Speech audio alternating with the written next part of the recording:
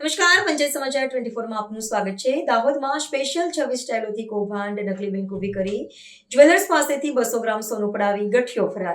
દાહોદ શહેરમાં Bollywood film special 26ને પણ શરમાવે તેવી એક અત્યંત ચોંકાવનારી છેતરપિંડીની ઘટના પ્રકાશમાં આવી છે। અહીં એક ભેજાબાજ શખ્સે ભાડાનું મકાન રાખીને તેમાં ઉત્કર્ષ સ્મોલ ફાઇનાન્સ બેંકના નામે એક આબોહિબ નકલી શાખા ઊભી કરી હતી। આ નકલી બેંકના માધ્યમથી ગઠિયાએ એક સ્થાનિક જ્વેલર્સને વિશ્વાસમાં લઈ આશરે 200 ગ્રામ સોનું પડાવીને રફુચક્કર થઈ જતા સમગ્ર પંથકમાં ભારે ચકચાર મચી જવા પામી છે।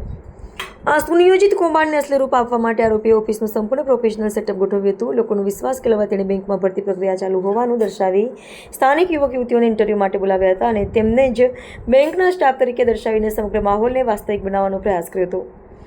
ઇન્ટરવ્યૂની આ પ્રક્રિયા ચાલતી હતી તે જ દિવસે આ ભેજાબાજે જ્વેલર્સને સોનાના વ્યવહારના બહાને બેંકમાં બોલાવ્યો હતો। જ્વેલર્સ પાસેથી 200 ગ્રામ સોનું પોતાના કબજામાં લીધા બાદ તકનો લાભ ઉઠાવી આરોપી પાછળના દરવાજેથી પલાયન થઈ ગયો હતો। આ હાઈ પ્રોફાઇલ છેતરપિંડીની જાણ થતાં જ દાહોદ ડિવિઝન પોલીસ તુરંત હરકતમાં આવી ગઈ છે। પોલીસે 2 અજાણ્યા શખ્સો સામે છેતરપિંડી અને વિશ્વાસઘાતનો ગુનો નોંધીને તપાસનો ધમધમાટ શરૂ કર્યો છે।